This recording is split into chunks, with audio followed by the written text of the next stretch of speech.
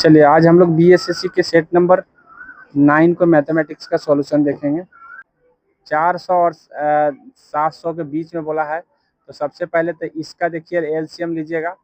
तो इसका एलसीएम 5 6 का एलसीएम होता है 30 और 30 और 7 का एलसीएम 210। तो 210 से बोला है कि 400, तो 400 और 700 के बीच में, तो 400 के बीच में तो है नहीं, तो इसका 2 गुना करेंगे तो कितना हो जाएगा 420, ये तो है। तो पहली संख्या ये हो गया। और फिर 210 इसमें जोड़ेंगे तो कितना आ जाएगा 630। तो एगो संख्या ये भी है, तो यानी 2 को संख्या हमको दिख रहा है जो अब इसके आगे जोड़ेंगे जैसे ही 210, तो इसका मतलब ज़्यादा हो जाएगा। तो 2 संख्या ऐसे दिख रहे हैं जो 400 और 500 के बीच में, 400 और 700 के बीच में है। तो राइट आंसर इसका हो जाएगा 2। करना क्या है, इसका एलसीएम लेना है, एलसीएम देखना है छोटा है कि बड़ा है।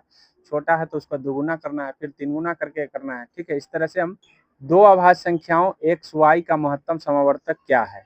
जब भी अभाज्य संख्या होता है इसका मौसा 1 होता है।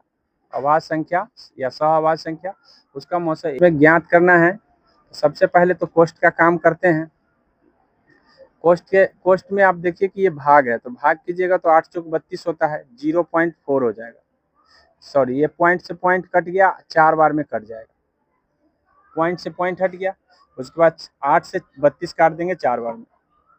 4 से 5 में गुना करेंगे 40 आ जाएगा। इसके अंदर हमको 40 मिल गया। सॉरी, 4 पंचे 20 ही होगा, सॉरी 20 होगा। कितना होगा 20। अब यहाँ पे देखिए, ये देखिए अगर हम 3 गुने 4/6 करें तो हम इसको काट सकते हैं। 3 दूना 6, 2 दूना 4, 2, अर्थात यहाँ से यहाँ तक 2 है, प्लस 2 आएगा। तो 20 में प्लस 2 इधर जुटेगा। और इधर देखिए इसका ये जो है 20 आया है, ये कोष्ठ तोड़ने के बाद माइनस है यहाँ पर, इसलिए यहाँ माइनस लिखा जाएगा। और यहाँ पे 4.5। अब देखिए 4.5 तो 6.5 हो जाएगा, और 20 में से उल्टा घट जाएगा। जैसे ही आप 6 घटाइएगा तो 14 आएगा, लेकिन यहाँ पे 6.5 था तो 13 पॉइंट कितना आ जाएगा 13.5 आ जाएगा।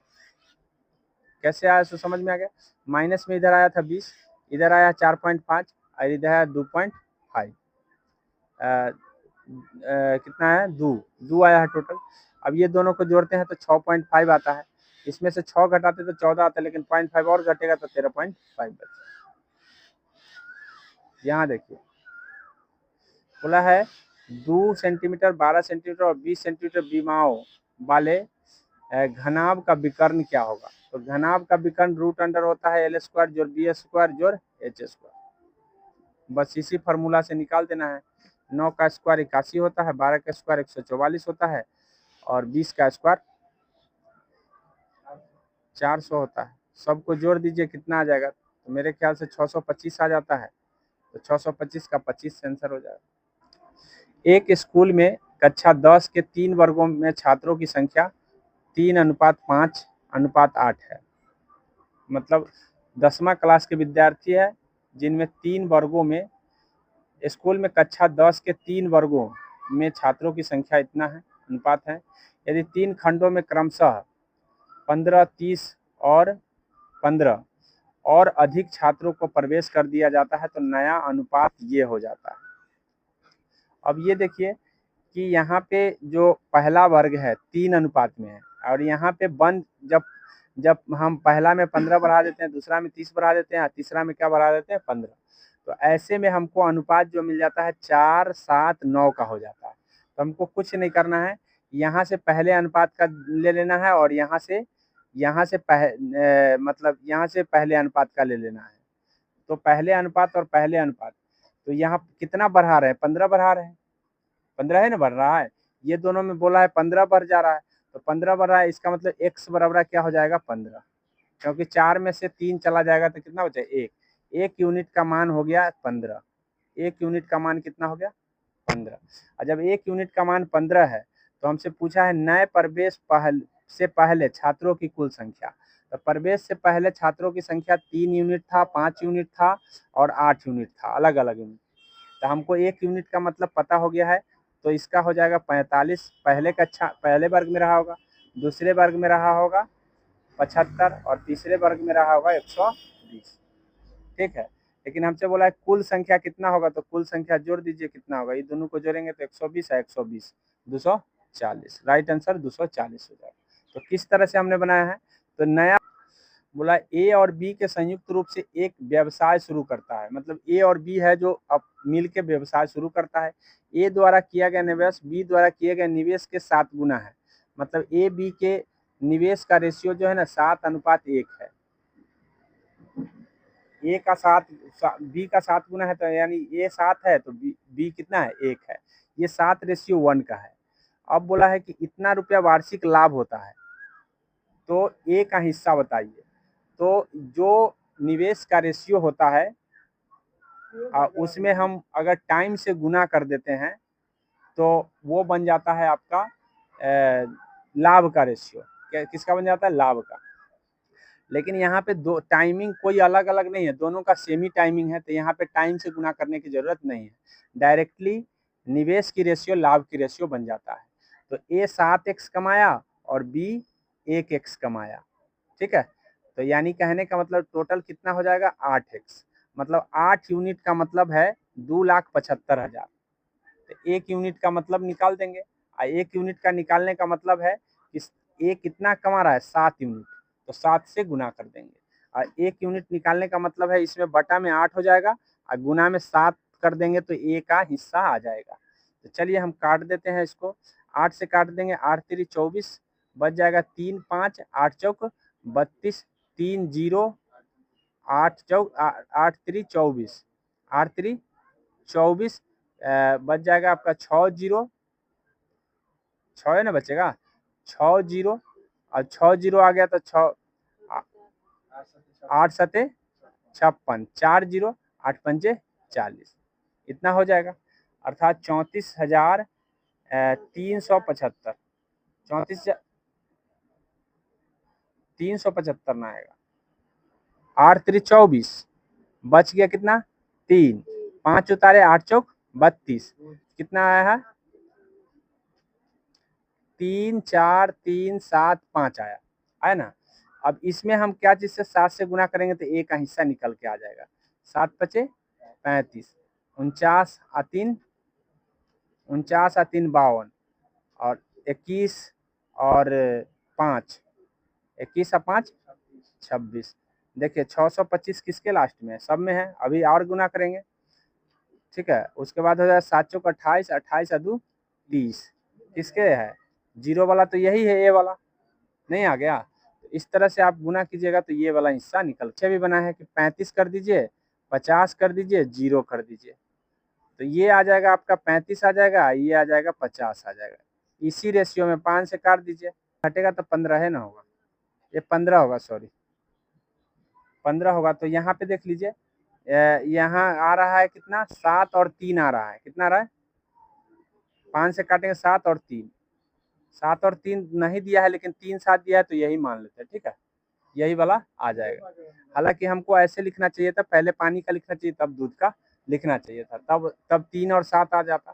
30 पुरुष एक काम को 12 दिन में पूरा कर सकते हैं, 6 दिन के बाद 24 और पुरुष उनके साथ जुड़ गए, तो शेष काम पूरा करने में अब कितने दिन लगेंगे। तो सबसे पहले ये देखिए कि 30 गो व्यक्ति है जो 12 दिन में कर लेता है, 6 दिन के बाद, मतलब 6 दिन के बाद अगर मान लीजिए यही 12 30 व्यक्ति करता तो 6 दिन में खत्म हो जाता, क्योंकि 6 दिन कर चुका था, 6 दिन में खत्म।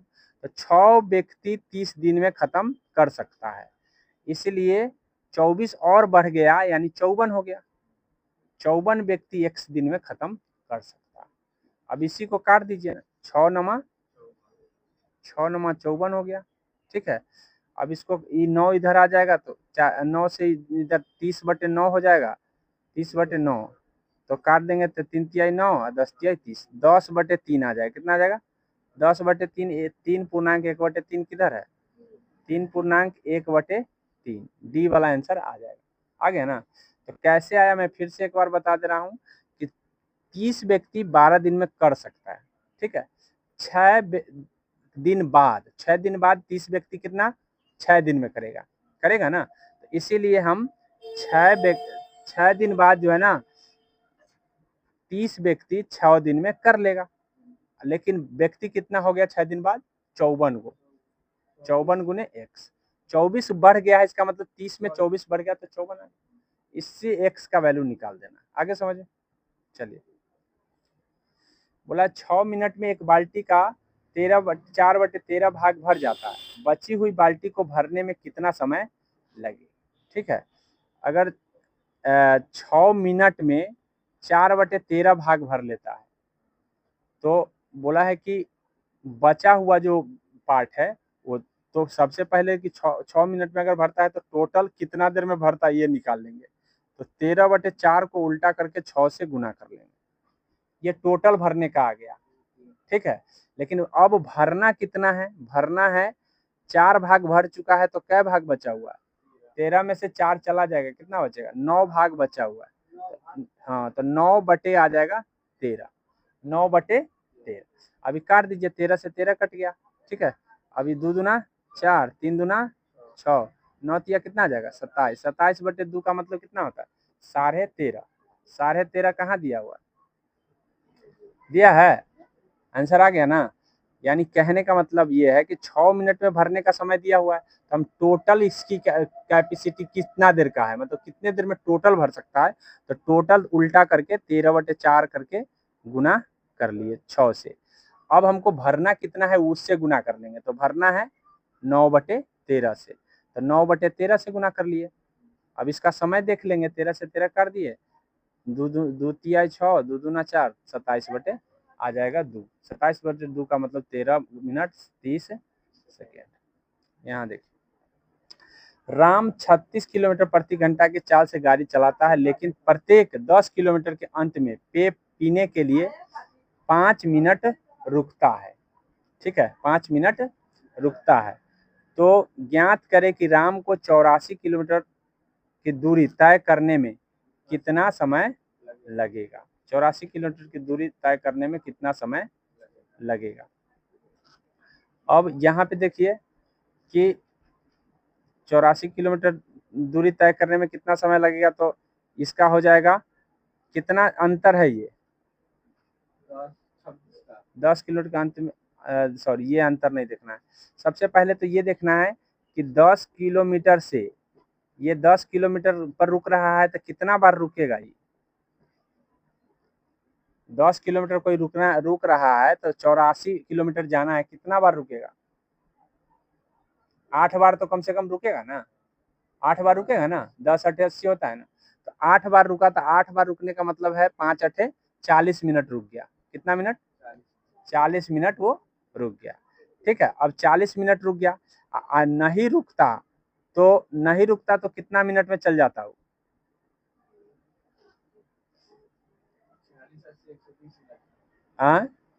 40 80 120 अंदाजी जोड़ दिए। डिस्टेंस बाई स्पीड होता है, 36 के स्पीड से जा रहा है, 36 के स्पीड से जा रहा है, तो 36 84/36 होगा ना, इतना घंटा लगेगा। समझे, इतना घंटा, लेकिन आंसर मिनट में दिया हुआ है, तो गुने 60 कर देंगे, 60 कर देंगे ना। तो अब देख लेते हैं इसको काट के, इसको काटेंगे 6 से काटेंगे तो 6 36, 6 से काटेंगे तो 10। ठीक है, अब इसको काट सकते हैं हम 6 से, काट सकते हैं कि नहीं? 14 6 84 नहीं होता है, 100, हाँ 140 मिनट होगा गुना करने के बाद। यानी कि अगर वो नहीं रुकेगा तो 140 मिनट में चल जाएगा। एक तो धारा की दिशा में जा रहा है, स्पीड ये दिया हुआ है, जबकि धारा के विपरीत जाने में स्पीड ये दिया हुआ है। तो स्थिर जल में नौका की चाल बोला है, तो पहले धारा की चाल निकाल लेंगे तो नौका की चाल अपने आप आ जाएगा। धारा की चाल हमको पता है, अगर विपरीत और साथ में दिया हुआ हो जाने का, तो दोनों के स्पीड का अंतर बटे 2 होता है धारा की चाल। तो दोनों का अंतर कितने का? 16 का है, 16 का है, बटा में 2 कर देंगे तो 8 के स्पीड धारा का है। ठीक है, 8 स्पीड धारा का है। अब यहाँ पे बोला है कि धारा के दिशा में 48 के स्पीड से जा रहा है, तो इसमें तो 8 धारा का है, तो नौका का कितना होगा? 40 होगा। सिंपल है कि नहीं है? बात समझ में आ गया? यानी कि टोटल मिला के धारा के साथ जा रहा है, तो धारा भी जुड़ा नौका भी जुड़ा, तो दोनों मिला के 48 है, हम धारा का बता रहे हैं 8 है, तो धारा घटा लेंगे, तो बच गया कौन 40। आगे समझे, सिंपल वस्तु के मूल्य को 25% कम कर दिया गया तो उसके बिक्री x% बढ़ जाती है। ठीक है, तो बिक्री के आय में 20% की वृद्धि होती है, तो x का मान क्या होगा। जैसे कहने का मतलब है कि इसमें ये बताया गया है कि अगर कोई वस्तु है जो हम मूल्य बढ़ाते हैं तो उसका जो है ना, मूल्य कम करते हैं तो बिकने की जो क्षमता है, कैपेसिटी है, वो बढ़ जाता है। तो कितना परसेंट बढ़ता है, x% बढ़ता है। तो ऐसे सवाल को हल करने के लिए हमको जो है किस तरीके से हल करना चाहिए, तो सबसे पहले तो कीमत गुने परिणाम निकालना चाहिए। मान लीजिए 100 रुपया कीमत है और 100 रुपया उसका मतलब बिकाता है, परिमाण है, ठीक है, मात्रा है। तो ऐसे में दोनों को हम काउंट कर देते हैं तो ये खर्च निकल के आ जाता है। दोनों को काउंट करते हैं तो क्या निकल के आ जाता है, खर्च। तो 1000 इसका 10,000 खर्च हो गया, 100 अगर दोनों का है तो। ठीक है, अब ऐसे परिस्थिति में जब 10,000 आ गया तो इसको देखिए कि यहाँ क्या कहा है कि 25% कम कर दिया जा रहा है, 25% कम कर दिया जा रहा है। तो 25% कम कर दिया जा रहा है तो इसका मतलब क्या हो गया कि ये आ जाएगा 75। अच्छा, 75 गुने एक्स, 75 गुने एक्स बराबर है टोटल टोटल कितना आ जाएगा, 20% ज़्यादा है ना, तो 20% ज़्यादा है तो इसमें 20% ज़्यादा कितना आएगा, 12,000। 10,000 है तो 2,000 और बढ़ जाएगा। नहीं 10 नहीं, 100 दोनों को मतलब 100 मान रहे हैं, मतलब दोनों को 100% मान लिए तो ये अपने आप में 100 और ये 100, तो दोनों का 10,000 हो गया। 10,000 का अगर हम 20% बढ़ा दे तो कितना बन जाता, 12,000 हो जाएगा। 12,000 मतलब अब 75 दाम है, दाम में कमी है तो x रुपये मतलब उतना ही जो है ना, उसकी मात्रा जो है ना उतना ही x से है। ऐसे में x% बढ़ रहा है तो दोनों को गुना करके हमको बराबर में क्या कर देना है, 12,000। तो 12,000 हो गया तो अब इसको वैल्यू x की वैल्यू निकालेंगे कि कितना आएगा, बटे में 75 कर देंगे, काटेंगे ना तो ये 160 मरतबे कट जाएगा। कितना बार में कट जाएगा, 160। अब हमसे पूछा क्या था, ये पूछा था x की मान क्या होगा, तो x का मान क्या होगा, तो x का परसेंटेज में क्या होगा सो पूछा है, परसेंटेज में नहीं आया, ये परसेंटेज में नहीं आए हैं तो परसेंटेज निकाल देंगे। 160 कितना बढ़ा है, 100 रुपया की चीज़ कितना बढ़ा है, 100 माने थे पहले से, आ गया 160 कम होने के बाद, तो कितना 60 है ना, बढ़ गया। तो 60 गुने 100, अब बटे में कितना होगा, 100 दोनों इसकी संख्या थी, तो 60% हो जाएगा। कितना आ जाएगा, परसेंट निकालने का तरीका बताया, ऐसे 60% आएगा। कितना आ गया, 60, इसका आ गया 60%। आइए ठीक, देखो एक डीलर ने एक वस्तु 2% की हानि पर बेच दी। यदि उसने इसे 44 रुपया अधिक में बेचा होता तो 20% का लाभ हो जाता। तो एक बार हो रहा है वही वस्तु पर एक बार 2% का हानि हो रहा है, एक बार 2% का लाभ हो जाए, तो ये दोनों जुट जाएगा। अर्थात 44% किसके बराबर है, कितना अधिक होने से, 44 अधिक होने से। 44% का मतलब है 44। ठीक है, तो 100% की वैल्यू हमसे पूछा है, क्रय मूल्य क्या है, तो 100% की वैल्यू क्या है। तो 100% की वैल्यू निकालने के लिए हमको 44/44 गुने 100। ठीक है, तो बस 100 आया, लेकिन हमसे क्या पूछा है, अच्छा हाँ 22 होगा, सॉरी सॉरी, 44% की वैल्यू नहीं बल्कि 22% की वैल्यू 44 है। कितनी, 22% की वैल्यू क्या है, 44। अब 22% की वैल्यू जब 44 है तो यानी 100% की 44/22 हो जाएगा, कितना हो जाएगा, गुने में 100, तो गुने तो 200 होगा, क्रय मूल्य क्या हो जाएगा, 200। इसका यही आंसर होगा। जब भी एक बार हानि हो एक बार लाभ हो, मतलब हानि पर कर रहे हैं, 44 रुपया जब बढ़ा दे रहे हैं तो लाभ हो जा रहा है। चाहे जितना रुपया भी बढ़ाएं, अगर लाभ हो गया तो दोनों को क्या कर देना है, जोड़ देना। अगर यहाँ भी हानि हो जाता तो दोनों को घटा देते हैं। बस तरीका यही है बनाने का, आगे समझिए, तो तरीके से बनाइएगा आ जाएगा। यहाँ देखिए क्या कह रहा है, किसी वस्तु को 12% तथा 18% के दो क्रमिक छूटों के पश्चात 54,120 रुपये में बेचा जाता है तो उसका अंकित मूल्य क्या है सो पूछा है। तो एक बार 12% की छूट है, एक बार 18%। तो अंकित मूल्य निकालने का तरीका क्या होगा, 54,120, 120 गुना में हो जाएगा, पहले 12% का छूट दिया है तो 100/88, फिर उसके बाद है 18% का छूट दिया तो 100/82। बस इसी को हल कर लेना है, काट दीजिए। इसको काटने का तरीका क्या होगा, तो सबसे पहले तो इसको आप 8 से काट सकते हैं, 11 8 88, इसको भी 8 से काट सकते हैं। ठीक है, 8 नमा 54 नहीं होता, 8 छक 48, उसके बाद बजाएगा, फिर 6 बज गया, 6 पर 1 उतर जाएगा, ठीक है। तो 8 सत्ते 56, 5 5 और 2 8 छक 48, 4 और 0, ठीक है। यानी कि 8 छक 48, 8 पंचे 40, यही ना होगा। अब इसको 11 से काट सकते हैं, 11 से काट दीजिए, 11 छक 66, 11 इकाई 11, 11 पच्चे 55, कट गया। अब इसको काट सकते हैं 82 से, तो कटेगा नहीं। इसको 50 और इसको 41, 41 से कटेगा 5 बार में, नहीं कटेगा। 41 इकाई 41 कितना बच जाएगा, 205 और फिर 5 मरतबे कट जाएगा, यानी 1 15 बार में कट जाएगा, ठीक है। इस तरह से काट लेते हैं। तो काटेंगे तो क्या, 1500 और 15 पचे 75, राइट आंसर ए हो जाएगा, 75,000। आगे समझे, इस तरह से 75,000 आ जाएगा। काटने का थोड़ा जितना स्पीड में काटिएगा उतना जल्दी कट जाएगा। एक निश्चित राशि 21% वार्षिक दर से 8 वर्षों तक अर्जित साधारण ब्याज और उसी राशि पर उसी दर से 21 वर्षों तक अर्जित साधारण ब्याज का अनुपात क्या है।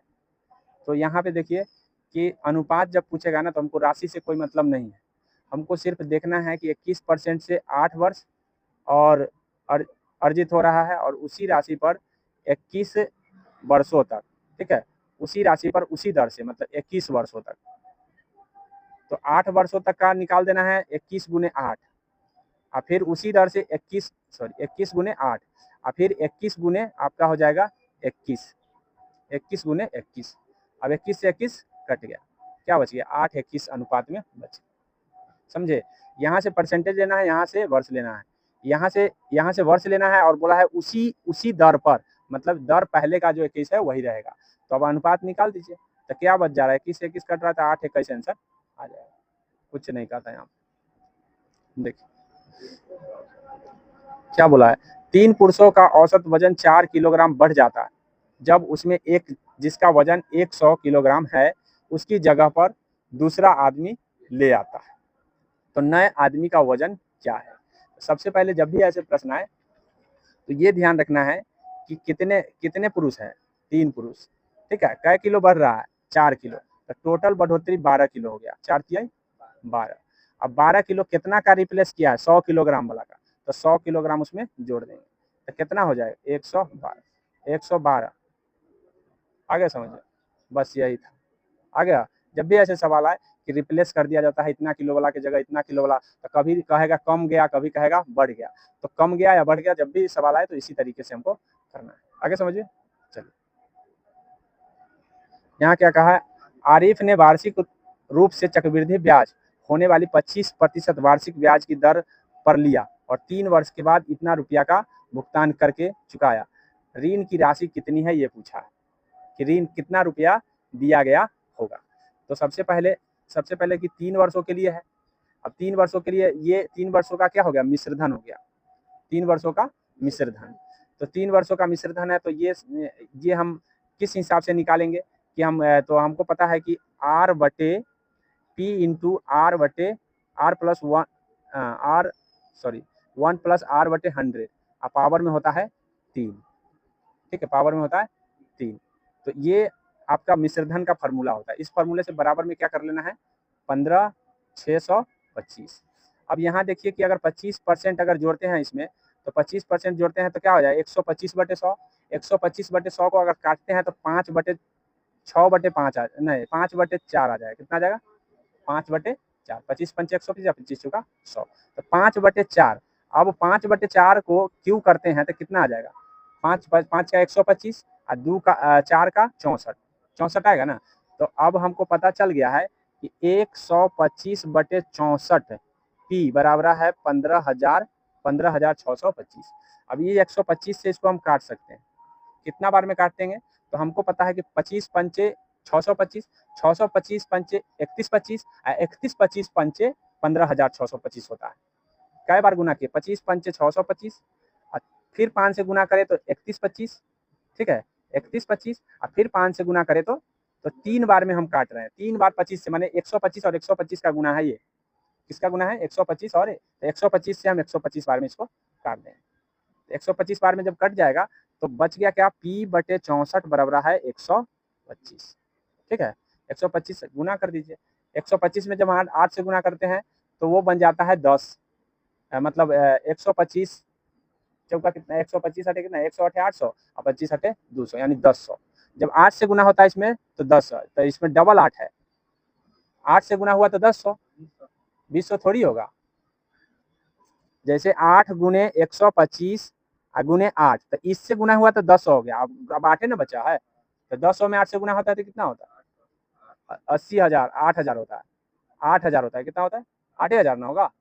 10 में अगर हम 8 से गुना करें तो कितना, 80 होगा। 80 का मतलब है 8,000। हाँ चलिए 1,000 में गुना करें अगर 8 से तो 8,000। क्लियर। चलिए यहाँ देखिए बड़ा छोटा का अनुपात पूछा है, ये ना कौन सबसे छोटा का अनुपात है, निम्न में कौन सा सबसे छोटा अनुपात है। तो सबसे छोटा देख लीजिए, बताए हुए हैं कि यहाँ गुना करते हैं तो आ जाता है 45 42, तो 42 वाला छोटा हुआ, तो ये वाला छोटा हो गया। अब 7/9 से कर दीजिए 11/12। ठीक है, 84 और 99, कौन, ये वाला छोटा आ गया। फिर उसके बाद हम 7/9 से कर देंगे 13/18, 126 और 13 117, 117 वाला छोटा हुआ, ये छोटा हो गया। 13/18 आंसर आपका, 13/18। चलिए आगे देखिए, XYZ का कार्य को क्रमशः 5 दिन, 15 दिन और 30 दिन में पूरा कर सकते हैं। तो बोला है कि Y और Z मिलकर X की सहायता करते हैं दूसरे दिन, हर दूसरे दिन। तो सबसे पहले हम इफिशियंसी निकालेंगे, 5 15 30, एलसीएम कितना आएगा 30, इसका 5 6 30, 15 दूना 30, 30 इकाई 30, इफिशियंसी निकाल दिए। हर दूसरे दिन मतलब एक दिन तो अकेले करेगा X, एक दिन तो अकेले करेगा, लेकिन दूसरे दिन कितना काम होगा, तो दूसरे दिन काम हो जाएगा 9, और पहला दिन काम क्या होगा 6। टोटल काम कितना 2 दिन का हुआ 15, 2 दिन का काम 15 है। ठीक है, और करना काम कितना है, यहाँ पे 30 एलसीएम है तो काम करना है 30, तो कितने दिन लगेंगे, 4 दिन लगेंगे। 2 दिन का जब 15 है तो 4 दिन का 30 काम हो जाए, वो हो गया। बोला कितने दिन में कर पाएंगे, तो 4 दिन में कर पाएंगे। नहीं आ गया। चलिए इस तरह से एक आदमी कुल यात्रा का 3/7 ट्रेन द्वारा, कुल यात्रा का 5/14 बस द्वारा और शेष 3 किलोमीटर पैदल करता है, तो उनकी कुल यात्रा क्या है। तो सबसे पहले कुछ नहीं है, ये 3/7 और कुल यात्रा का 5/14 जोड़ देना है। जैसे ही 3/7 और 5/14 को जोड़ेंगे तो कितना आ जाएगा, 14 एलसीएम आ जाएगा। तो यहाँ पे आ जाएगा 6 या 5, 11/14, 11/14 उन्होंने कर लिया है, तो कितना बच गया, 3/14 बच गया। कितना बच गया, 3/14। लेकिन यहाँ कह रहा है कि नहीं 3 बच रहा है, 3 बच रहा है, तो हम x का 3/14 लिखेंगे। x का 3/14 बराबर है 3, 3 से 3 कट गया, x का मान आ जाएगा 14। कितना आ जाएगा, 14 किलोमीटर यात्रा करना था उसको। कितने, 14 किलोमीटर। आगे समझे, बस यही था। यहाँ देखिए बोला है कि 2 के पावर 15 प्लस 1 और 2 के पावर 25 प्लस 1 का बोला है HCF ज्ञात करना है। तो 15 और 25 का HCF कितना आता है, 15 और 25 का मौसा आ जाएगा कितना, 5 आएगा। मौसा मौसा मौसा 5 ना आता है। बस खाली कुछ नहीं करना है, इन दोनों का मौसा निकाल देना है, 2 के पावर 5 प्लस 1 आ जाएगा। बस यही आंसर आ जाएगा। समझ में आ गया। यानी कहने का मतलब है कि ये दोनों का क्या करना है, मौसा निकाल देना है, वही पावर में आ जाएगा, 2 के पावर 5 प्लस। चलिए यहाँ देखिए, एक बेईमान दुकानदार क्रय मूल्य पर 6.2/3 की हानि उठाता है, परंतु 15 ग्राम की जगह 13 ग्राम बाट का प्रयोग करता है। 15 ग्राम की जगह कितना ग्राम देता है, 13/। तो अगर हम इसको भिन्न में करें, अगर हम इसको भिन्न में देखें तो ये कितना है भिन्न का, मतलब 36 18 2 20 अर्थात 20/300। 20/300 को हम अगर 20/300 को हम लिखे तो कितना लिख सकते हैं हम, 20/300 को हम अगर परसेंट आ जाए क्या कहते हैं, उसको हम काटे 20/300 को काटे तो कितना बार में काट सकते हैं? काट देंगे ना, 1/15, 1/15 लिख सकते हैं कि नहीं लिख सकते? 1/15। 1/15 लिखने का मतलब है कि वह जो है ना 15 रुपया की वस्तु 14 रुपया में बेच रहा होगा, 1 रुपया हानि कर रहा होगा। इतना मूल्य पर बेच रहा है, 1/15 हानि उठा रहा है। कितना? 1/15। इसका मतलब 15 रुपया में 1 रुपया हानि उठा रहा है। तो इसका मतलब है कि उसका दाम 14 रुपया की, 15 रुपया की वस्तु वो 14 रुपया में दे रहा है। 15 रुपया की वस्तु कितना में दे रहा है? वो 14 रुपया में। क्लियर? ये बात तो क्लियर हो गया। अर्थात इसका जो रेशियो हुआ क्रय मूल्य और विक्रय मूल्य का 15:14 हो गया। 15 रुपया में लाया, 14 रुपया में बेचा। ये बात समझ में आ गया? चलिए, अब उसके बाद वो क्या कर रहा है कि 15 ग्राम की जगह 13 ग्राम 15 ग्राम की जगह 13 ग्राम वो दे रहा है। ठीक है, तो 13 ग्राम दे रहा है, इसका मतलब उसको दाम तो 13 रुपया देना पड़ेगा। 13 रुपया का सामान देना है, लेकिन लेना कितना है? 15 रुपया। यानी क्रय मूल्य हो गया उसका 13 रुपया और विक्रय मूल्य कितना हो गया? 15 रुपया। क्रय मूल्य कितना हुआ? 13 रुपया। और विक्रय मूल्य कितना हुआ? 15 रुपया। अब क्या करना है? बस बटा कर देना है, दोनों का गुना में करके बटा कर देना है। जब गुना में करके बटा करोगे तो कितना आ जाएगा? 15 से 15 काट दो, 15 से 15 कट गया, तो 14 में से 13 क्या है? 14 रुपया उसने 14 रुपया में बेचा और 13 रुपया में खरीदा, यही बच गया। 14 रुपया में बेचा और 13 रुपया में खरीदा, तो कितने रुपया का उसका लाभ हुआ? 1 रुपया का लाभ हुआ। तो 1 रुपया का लाभ हुआ तो 1 गुने 100 और बटे में 13 रुपया, यही उसका लाभ परसेंट है। आगे समझ में? 1 गुने 100 और बटे 13 रुपया, मतलब 13 रुपया में मतलब खरीद के लाया था, 14 रुपया में वो बेच दिया। इस तरह से ध्यान करना। एक बार मैं फिर से बता दे रहा हूँ। सबसे पहले इसका बटा करना, बटा करने के बाद 1/15 आता है। जब 1/15 आता है तो हमको समझ में आ गया कि 15 रुपया की वस्तु वो 14 रुपया में बेचेगा, 1 रुपया हानि करके। तो हम रेशियो लिख देंगे 15:14। अब वो है कि 13 ग्राम की जगह वो 15 ग्राम की जगह 13 ग्राम दे रहा है। इसका मतलब है कि उसका खर्चा पड़ रहा है 13 रुपया का और बेच कितना रहा है? 15 रुपया का। आगे समझे? तो इस तरह से हमको देखें कि ये दोनों में कटने वाला ये है। ठीक है, काट दिए, बच गया 13 रुपया की वस्तु कितना में? 14 रुपया में बेचा। जब 14 रुपया बचा तो 1 रुपया का लाभ हुआ, लाभ परसेंट उसको निकाल के बता दिए। आगे समझे? चलिए, अब इसमें आंसर कौन सा होगा बताइए? 100/100 अगर 13 होता है तो 13 7 91 होगा। 9/100 9 बटे कितना? 13 हो जाएगा। आगे समझे? ये वाला बी वाला हो जाएगा। यहाँ देखिए, रिशु अपनी आय का X% बचाता है और यदि उसकी आय में 26% की वृद्धि होती है और व्यय में 20% की वृद्धि होती है तो उसकी बचत में 50% की वृद्धि होती है। तो मूल्य का मतलब उसका X का मूल्य क्या है ये बताना है। अब X का मूल्य बताने के लिए सबसे पहले तो ये ध्यान करना है कि ओवरऑल कितना बचत होता है उसको। बचत कितना होता है? 50 का। बचत कितना होता है? 50 का। खर्च कितना होता है? खर्च होता है 20 का। खर्च होता है 20 और यहाँ पे हो जाता है 50 रुपया। क्या चीज होता है? बचत होता है। मतलब ये तुम आय है, ये व्यय है और ये बचत है। ठीक है, तो अब निकालने के लिए हमको क्या करना पड़ेगा? आय रेशियो निकालना पड़ेगा। पहले लिख देना है खर्च, फिर लिखना है बचत और फिर लिख देना है आय। अब इस दोनों का ऐसे करके जो एलिगेशन मेथड लगाते हैं वही लगा देना है। तो खर्च कितना है हम देख लेंगे, 20 है। बचत कितना है? 50 है। और आय कितना है? 26।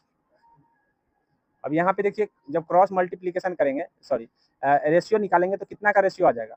यहाँ आ जाएगा 24 का और यहाँ आ जाएगा 6 का, यानी कि 4 1 का आएगा। कितना आएगा? 4 1 का। 4 1 का मतलब हो गया कि बोला है कि X का मूल्य बताइए। X का मूल्य, रिशु आय का X% बचाता है। X% बचाने का मतलब क्या हो गया कि अपने आय का X% अगर वो बचाता है तो कितना, बोला है कि X का मूल्य क्या होगा, कितना वो बचाता होगा। तो सबसे पहले इसका बटा कर देना है, उससे 100 से गुना कर देना है। अर्थात कहने का मतलब है कि ये टोटल कितना हो गया? टोटल 4 1 5 4 1 5 हो जाएगा। टोटल आय कितना हो गया? 4 1 5 हो गया। तो 5 का वो 100% उसको अगर हम बटा में, टोटल वो बचाता कितना है? 1/5 बचाता। टोटल जो है 1/5 बचाता है। तो 1/5 बचाता है तो उसको परसेंटेज में बदल दो, गुने 100 कर दोगे, परसेंटेज आ जाएगा। रेशियो से इसी तरीके से आता है। चलो, यहाँ 20% हो जाएगा। अब लास्ट प्रश्न है, एक वस्तु को 25% लाभ पर बेचा जाता है। यदि क्रय मूल्य 20 रुपया हो और विक्रय मूल्य 17 रुपया कम होता है तो लाभ जो है ना 10% बढ़ जाता है। तो वस्तु का मूल्य ज्ञात करें।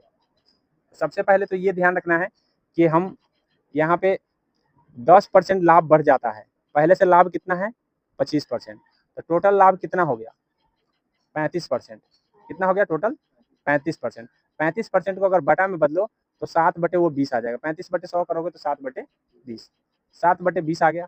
अब 7/20 यहाँ पे ये तो 7/20 आ गया, लेकिन अगर शुरू का हम देखें तो शुरू का कितना था 25/100 करे तो कितना आ जाएगा 1/4 था। कितना था 1/4, अर्थात 1/4 का मतलब हो गया कि 4 रुपया की वस्तु कितना लाभ पर बेच रहा है तो 5 रुपया पर बेच रहा है। 4 रुपया की वस्तु 5 रुपया पर। एक बार हमको अभी का लाभ का परसेंटेज का ये बटा है और बाद में क्या है 7/20 है। अर्थात कहने का मतलब ये हो गया कि अभी का जब हमारा लाभ 4 रुपया की वस्तु 1 रुपया लेके बेच रहे हैं तो 4:5 पर बेचेंगे। कितना पर बेचेंगे 4 रुपया में लाएंगे 5 रुपया में बेचेंगे। इस समय अगर देखेंगे तो 20 रुपया में लाएंगे और क्या रुपया में बेचेंगे 27 रुपया में। 20 रुपया में लाएंगे और बेचेंगे कितना में 27। 20 की वस्तु 7 रुपया अधिक लेके बेचा जाएगा अर्थात 27। तो दोनों का रेशियो देख लेते हैं कि किस तरह का रेशियो होगा। 4 रेशियो आ गया 5 और 20 रेशियो आ गया 27। 20 रेशियो 27। अब 20 रेशियो 27 आ गया। अब जो है हमारा ये देखिए 20 रेशियो 27 में अगर हम इसका गुना करें तो 20 27 और कुछ दिया है क्या इसमें, हाँ 20 रुपये तथा 17 रुपये। कितने दिए हैं 20 रुपये और 17 रुपये। यहाँ दिया है कि 20 रुपया विक्रय मूल्य पर 17 रुपया कम हो जाता है। कितना हो जाता है 17 रुपया कम हो जाता है। तो यहाँ पे लिख देंगे 20 रुपया और 17 रुपया, जितना कम होता है उसको लिख देंगे 20 रुपया और 17 रुपया। अब जो है यहाँ पे क्या करेंगे हम कि इस दोनों का गुना देखेंगे कि कितना आ रहा है। ये यहाँ ये दोनों का क्रॉस मल्टीप्लीकेशन करके कितना आ रहा है, दोनों को घटाएंगे, ये दोनों को गुना करके घटाएंगे तो कितना है, गुना करके आपस में घटा के अंतर कितना का आएगा 27 चौका होता है 108 और 20 पंचे होता है 100। 8 का अंतर होता है। कितने का अंतर होता है 8 का। अच्छा अब उसके बाद इस दोनों के अंतर कितने का आएगा तो 17 दूना 34 340 और 27 दूना 54 540। तो 340 और 540 में कितना का अंतर है 200 का अंतर है। तो 8 यूनिट हमको 200 के बराबर हो गया। 8 यूनिट 200 के बराबर। 1 यूनिट का मान कितना आ जाएगा 25। जब 200 में हम भाग देंगे इसमें तो 1 यूनिट का मान आ जाएगा 25। 1 यूनिट का मान 25 आ गया है तो हमको से पूछा कितना है 5 यूनिट का मान, मतलब 4 रुपया की वस्तु लाए थे और 5 रुपया में बेच रहे थे। तो यही 5 यूनिट का मान पूछा है कि 5 यूनिट का मान कितना आएगा तो 125 आएगा। 25 पंचे 125 आएगा। तो आगे समझे। फिर से एक बार जान लो 4:5 में खरीदे थे, बेचे थे 4 रुपया में ला के 5 रुपया में बेचे थे। तो वही बोला है कि विक्रय मूल्य ज्ञात कीजिए। 5 रुपया, ये जो 5 रुपया का जो वैल्यू बता रहे हैं वो कितना रुपया आएगा। तो कितना रुपया आएगा उसके लिए सबसे पहले तो 4 5 यहाँ हो गया, 10% और लाभ बढ़ गया। जब बढ़ेगा तो अब जो है ना 20 रुपया की वस्तु 27 रुपया में बेचा जाएगा। 20 रुपया की वस्तु 27 रुपया में। तो ऐसे में क्या हो जाएगा कि क्रय मूल्य 20 रुपया की जगह कितना लिया जाएगा 17 रुपया। 20 रुपया की जगह लिया जाएगा 17 रुपया। अब यहाँ ये दोनों का अंतर ले लेंगे और ये दोनों का अंतर ले लेंगे और तब आपस में एक दूसरे से 1 यूनिट का मान निकाल देंगे। 8 यूनिट का मान हो जाएगा 200, तो 1 यूनिट का मान हो जाएगा 25। अब 1 यूनिट का मान 25 है तो हमको 5 यूनिट का मान पूछा था। ठीक है, तो ये बोला है कि विक्रय मूल्य ज्ञात करें। अगर क्रय मूल्य पूछता तो कितना होता, अगर विक्रय मूल्य हमसे पूछा था 25 पंचे 125, अगर हमसे क्रय मूल्य पूछता तो हम क्या करें 100, 25 चौका 100। आगे समझे। तो इस तरह से ध्यान रखना है जब भी ऐसे सवाल आए कितना की जगह इतना हो जाता है तो ये ध्यान रखना, ये रेशियो निकालने का तरीका ध्यान रखना। हो गया खत्म। अब अगले दिन हम लोग 10 सेट नंबर 10 को करेंगे।